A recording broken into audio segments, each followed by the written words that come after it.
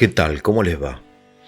Bien, el video de hoy va acerca de la idea de situación límite que desarrolla Karl Jaspers en su filosofía y relacionada también con la idea de lo auténtico y de lo inauténtico.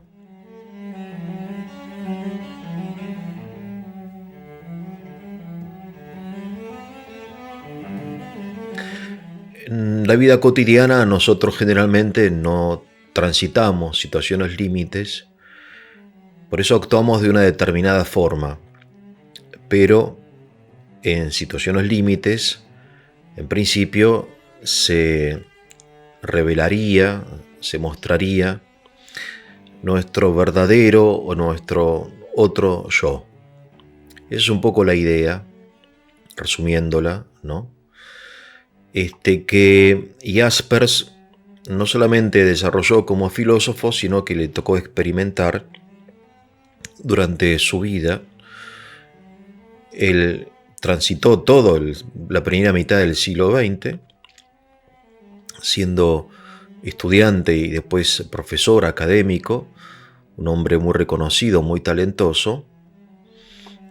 Y cuando sube Hitler en el año 1933 al poder, Jasper, unos años después, es prohibido, no puede dar más clases por su oposición al régimen.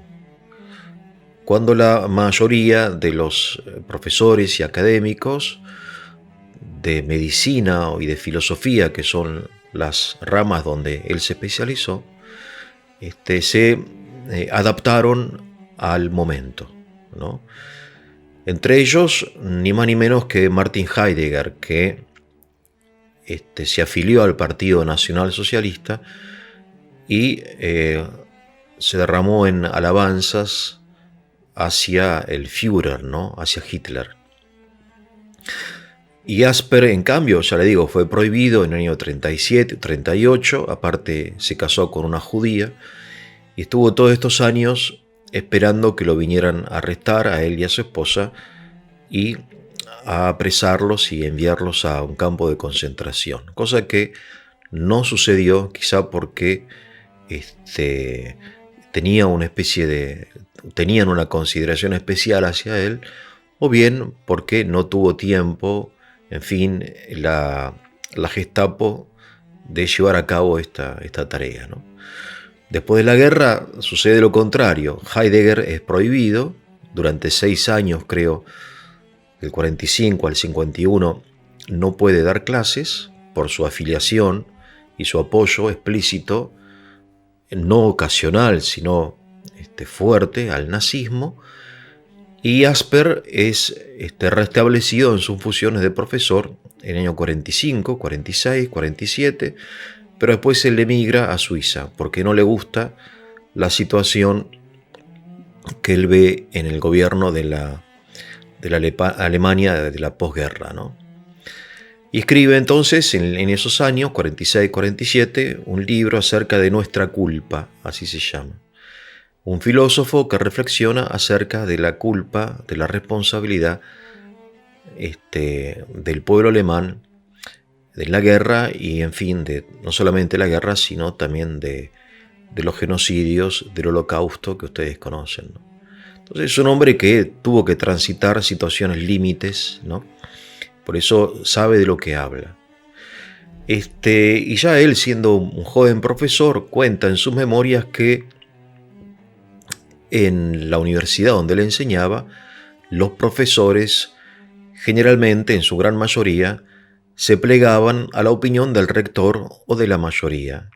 O sea, ya él señala en los años 20, en el claustro, es decir, la comunidad de profesores de la universidad, que no mantienen su postura, no son auténticos, no son fieles a sí mismos porque se adaptan, en fin, al ambiente. Se adaptan al ambiente, ¿no? Entonces, el hombre, vuelvo a repetir, es como que todos nosotros tenemos una forma cotidiana de comportarnos, pero en una situación límite, en realidad nos vamos a comportar de otra forma, ¿no? Este es un poco el tema de este video, un tema difícil, ¿no? Que vale la pena examinarse en forma personal, porque solamente uno y nadie más, y Dios, sabe hasta qué punto somos o no auténticos, ¿no? Recuerdo en este sentido el guión de una película de un congreso de estos internacionales importantes, donde la élite mundial se reúne en un lugar precioso, en un hotel, en las montañas, ¿no? En los Alpes, para hablar sobre el hambre, ¿no? Tratar el tema del hambre en el mundo, gente preocupada por el hambre en el mundo, presidentes, líderes religiosos, grandes banqueros, grandes hombres de ciencia o del business, ¿no? De negocios, en fin, o filántropos, ¿no? Una centena de personas preocupadas por el hambre en el mundo. Un lugar espléndido, una organización espléndida, pero una avalancha de nieve cae sobre ese hotel que lo incomunica, se quedan sin electricidad, sin calefacción y sin víveres, sin alimentos. De modo que el hambre deja de ser un objeto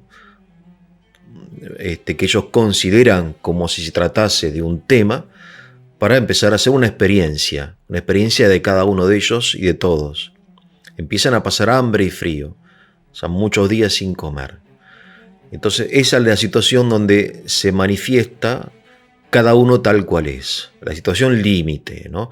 En principio son todas personas educadas, ilustradas, morales, preocupadas por el hambre, pero ahí de repente algunos se comportan como héroes, ¿no? Comparten su pan, organizan actividades, consuelan a los que están tristes, animan a los que están desesperados, en fin, organizan, cuidan, en fin, y otros en cambio se comportan como canallas, ¿no? Roban,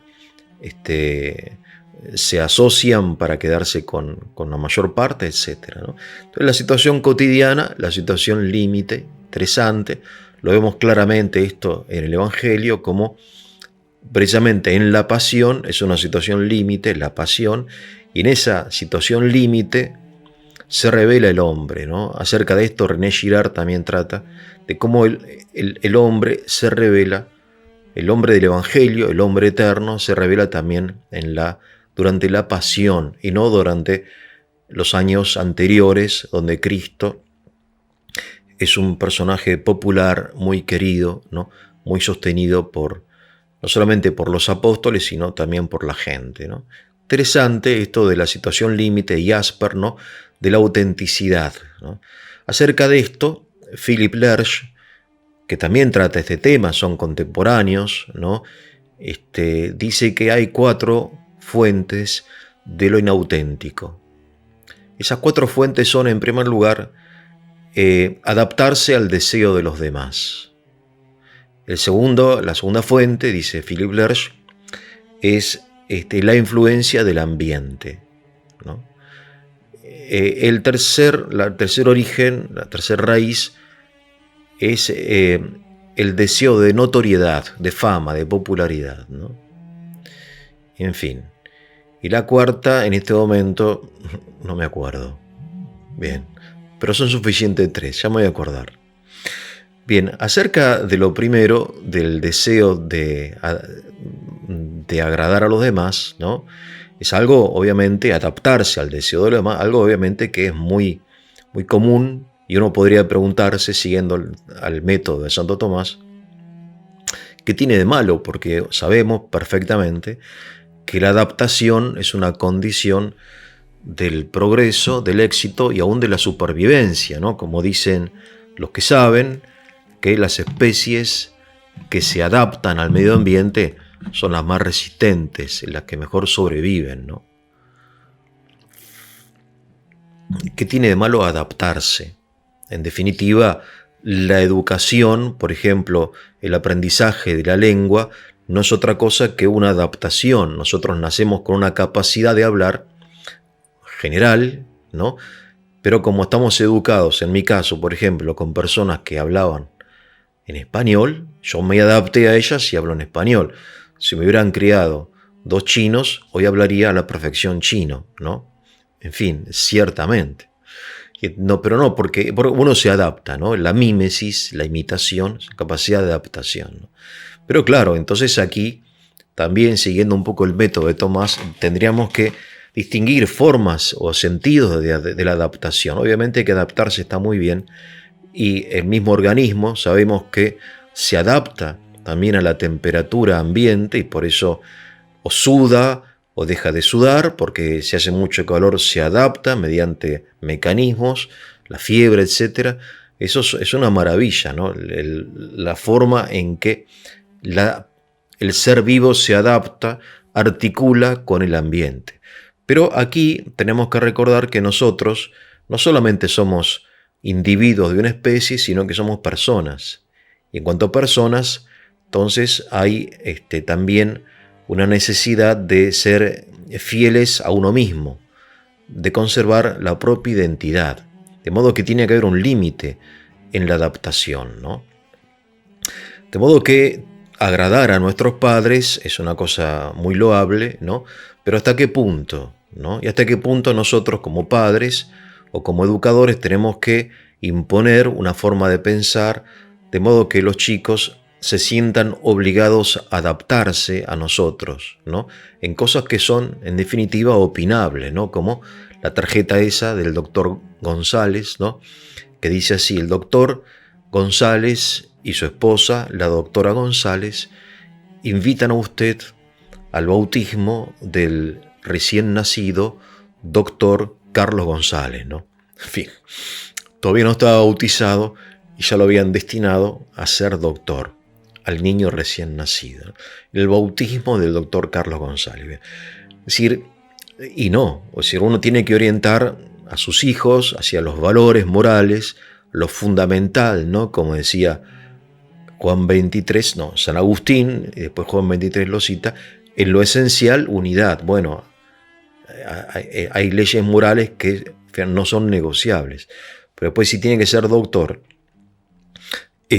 o abogado, en fin, aunque los abogados también son doctores, dicen, no sé, supongamos, entonces, bueno, es decir, hay un límite de adaptación, ¿no? En fin, recuerdo una vez yo confesando, el día antes de la confirmación, siendo párroco, viene un joven y me dice: mire, yo le digo, soy sincero, me confirmo no porque quiera, sino porque mi abuela, que está enferma y se ve que mucho tiempo no va a vivir, me pidió que me confirmara, pero yo no me quiero confirmar y no creo en esto, ¿no? Es decir, hasta qué punto, claro, yo tampoco sabía qué hacer, porque si no lo confirmaba, la abuela me comía crudo, ¿no? Son terribles las abuelas. Entonces, ¿qué hago?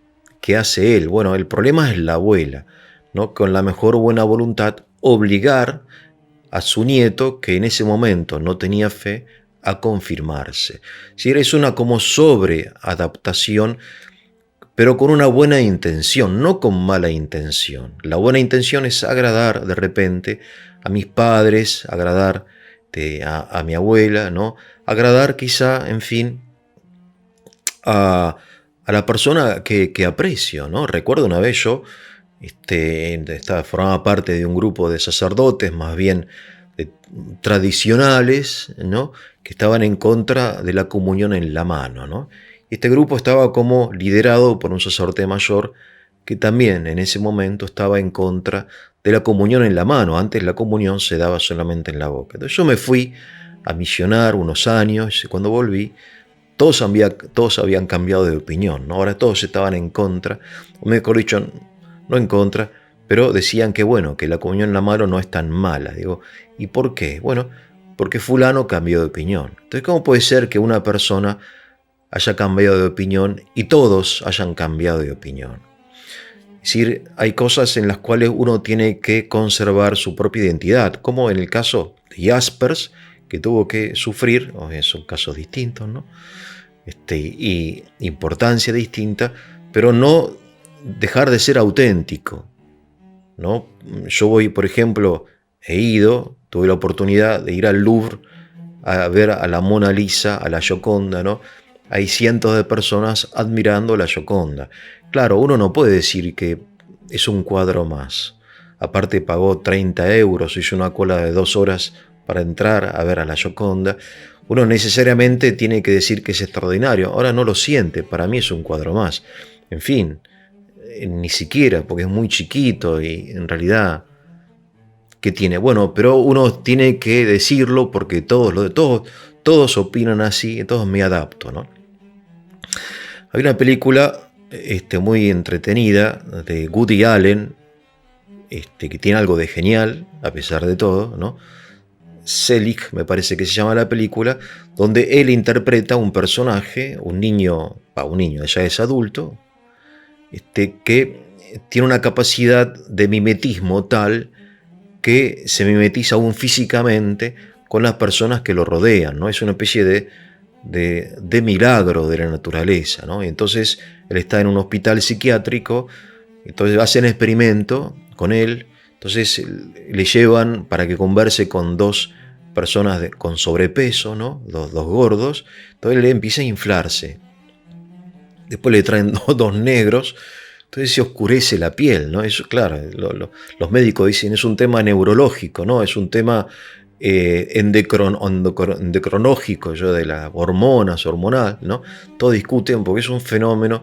Le traen un chino, entonces se le empiezan de a poquito a angostar los ojos, ¿no? A achinarse. Y viene un italiano con cara de mafioso, con un tajo, entonces se le hace un tajo en la cara a Woody Allen, ¿no?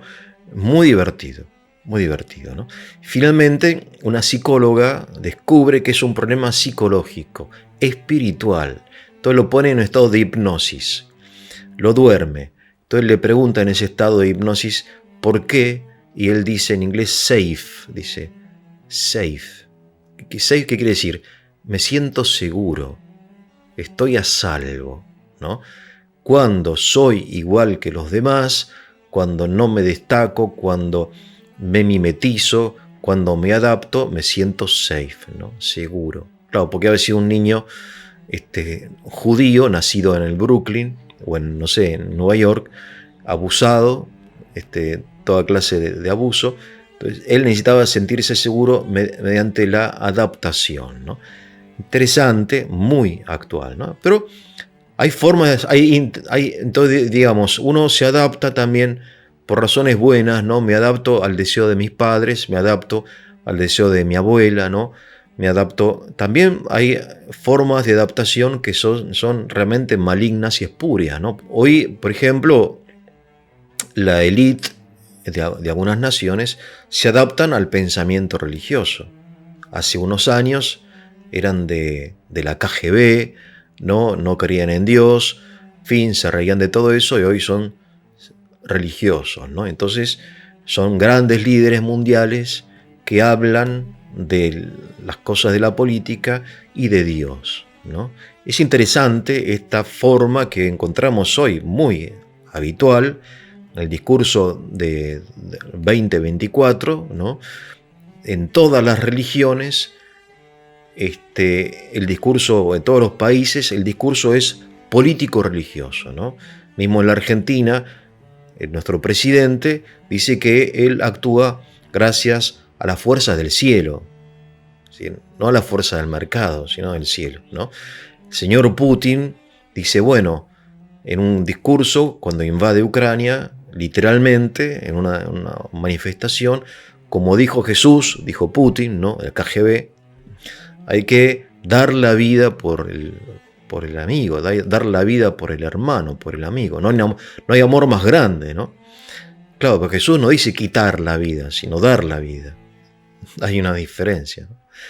Y otro líder de Medio Oriente, ¿no? En situación conflictiva, ¿no? Como dice la Biblia, el Antiguo Testamento en este caso, hay un tiempo de guerra y tiempo de paz, ¿no? Y si estamos en tiempo de guerra.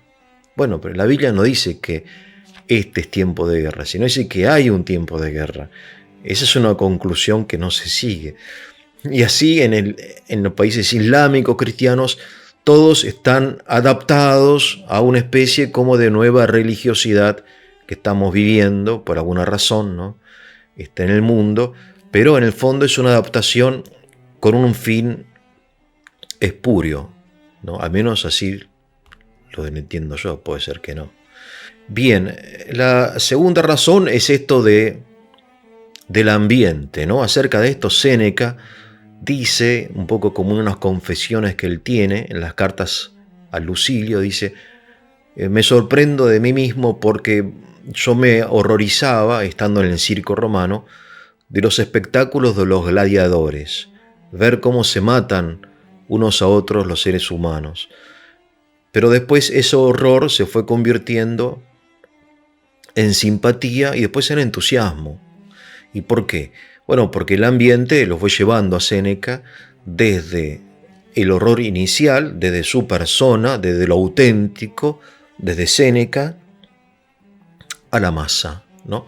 Se mimetizó el ambiente. Bien. Entonces el ambiente influye poderosamente en nosotros. Acerca de esto también habla Jaspers, ¿no?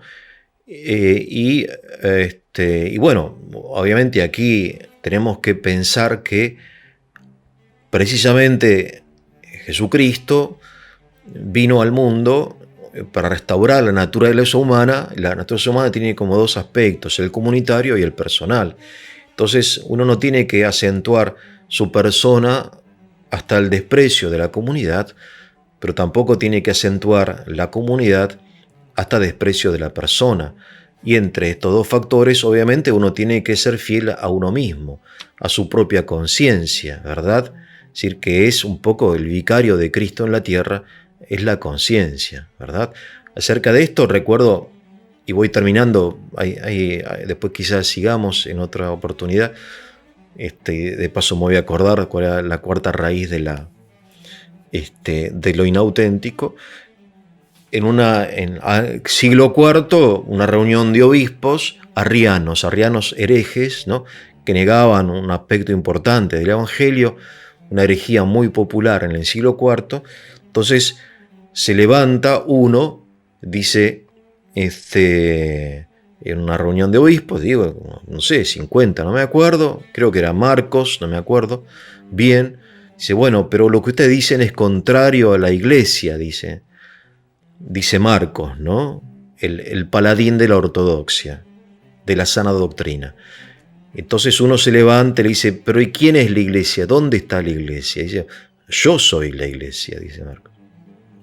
Claro, no es algo que uno vaya a decir, ni deba decir, porque me dice: este está loco. Pero, situación rara, excepcional, pero en ese caso la iglesia era Marcos, porque de los 50 obispos, uno solo conservaba la sana doctrina, ¿no? Yo soy la iglesia, o sea, la conciencia de estar, en fin, ser fiel a la sana doctrina, a la tradición, ¿no? Por eso no se trata aquí, creo yo, de oponer o no oponer, sino de discernir precisamente, ¿no? De todas formas, lo importante aquí, y para volver al principio, es el sentido de que, sea como sea, llega un momento en que hay una situación límite en nuestra vida donde caen las máscaras y uno se manifiesta tal cual es, ¿no? Y entonces es ahí donde se manifiesta el hombre auténtico, no el inauténtico, o sea, aquello que brota del corazón, no aquello que está moldeado desde afuera, ¿no? Que está, sí, moldeado, ¿no? Es una buena imagen porque ustedes, por ejemplo, ponen una gelatina en la heladera con un molde, después sacan el molde, pero si la gelatina no tiene la capacidad propia de solidificarse, sacan el molde y se derrite. O sea, es verdad que el ambiente y aún la educación que recibimos son moldes necesarios, pero ese molde es ineficaz si no hay un principio interno que hace que el hombre llegue a ser realmente él mismo, que sea auténtico, ¿no? Lo auténtico es lo íntimo, lo profundo, ¿no? Lo interior, opuesto a lo exterior. Bueno, son reflexiones un poco al paso, espero que les sirvan. Si es así, les voy a pedir que le pongan el like y que lo compartan o se suscriban para la difusión del canal. Con esto me despido, que tengan un muy buen día.